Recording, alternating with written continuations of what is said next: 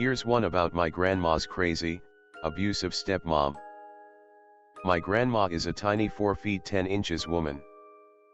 Nicest person I know. Compassionate, incredibly humble. Mom tells me it's because she grew up with a literal wicked stepmother. Described her as evil. Mom grew up around her too. I asked grandma about this one day. She tells me that her stepmother was very abusive. Apparently grandma's dad traveled for work. He'd be gone for weeks at a time. During that time, her stepmom would put grandma through hell. Grandma proceeds to tell me the following story. When she was still a little girl, her stepmom told her that she had a severed head, hidden away somewhere. This severed head could talk, and it told stepmom secrets.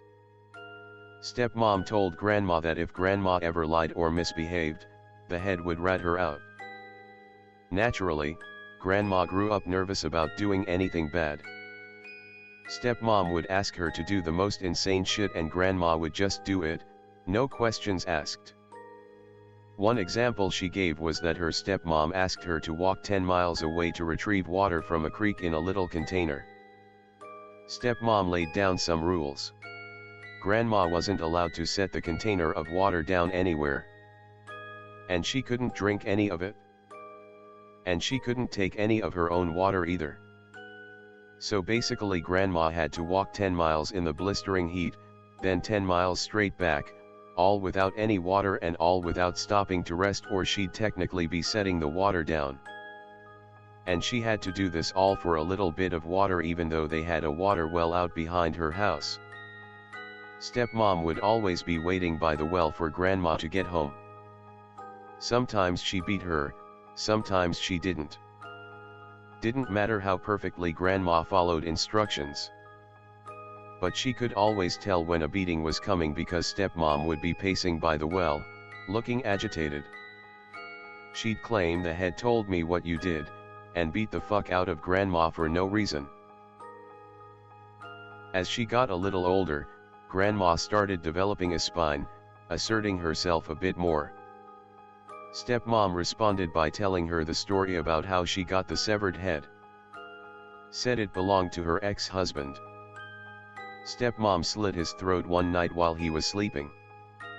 To avoid suspicion from her neighbors, she slashed her own arms and legs.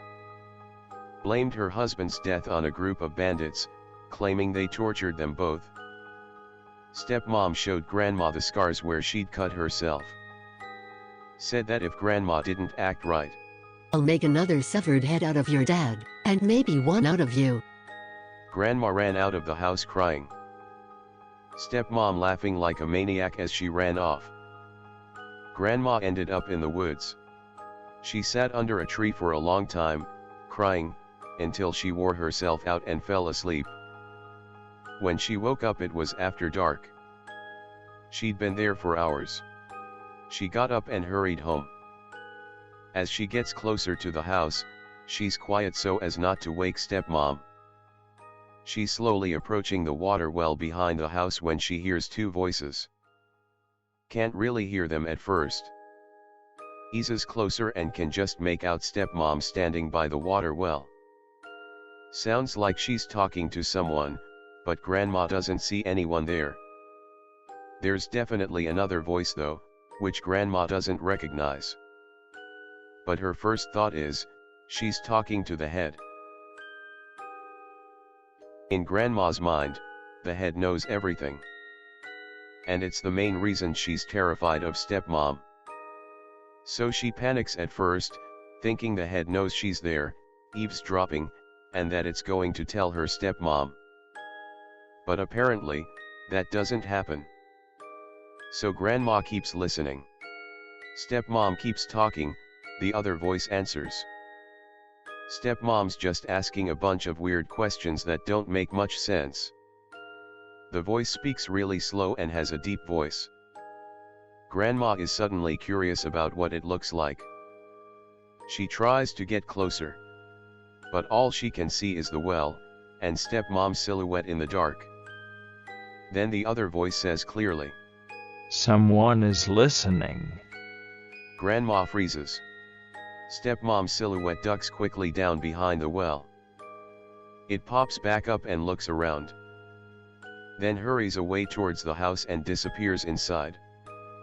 Grandma stays perfectly still for a long time.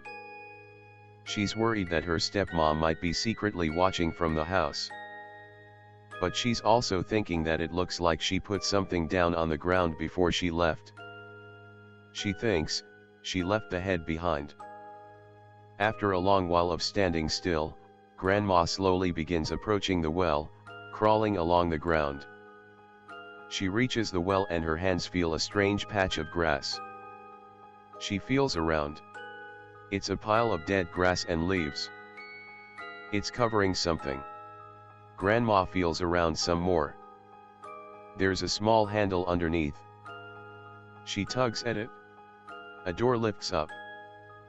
It's a secret compartment in the soil. Down in the ground, about 2 feet deep, is a wooden box. Grandma thinks this is what she keeps the head in. She's almost afraid to touch it, but she lifts it out of the ground. It's very heavy. Places it down on the ground next to her. She actually whispers, "Hello," thinking it might answer, but nothing happens. She wants to look inside but can't bring herself to. She decides she's going to get rid of this evil thing. Still worried that her stepmom might be watching, Grandma crawls on her hands, keeping to the shadows. She lugs the heavy box behind her as she goes until she's a good distance from the house. She remembers a huge empty tree trunk that she passed in the woods earlier and decides it's a good place to dump the thing. She hurries into the woods as fast as she can, carrying this heavy box, and dumps it into the hollow tree trunk. Then she slowly makes her way back home. When she gets there, her stepmom is wide awake, sitting at the table. She asks Grandma where she's been. Grandma tells the truth, "I fell asleep in the woods." Usually, stepmom either flies into a rage or threatens to ask the severed head if she's lying. But instead, she just orders Grandma to bed. The next night, Grandma sneaks out of the house. Returns to the tree trunk where she stashed the box and retrieves it. Sets it on fire.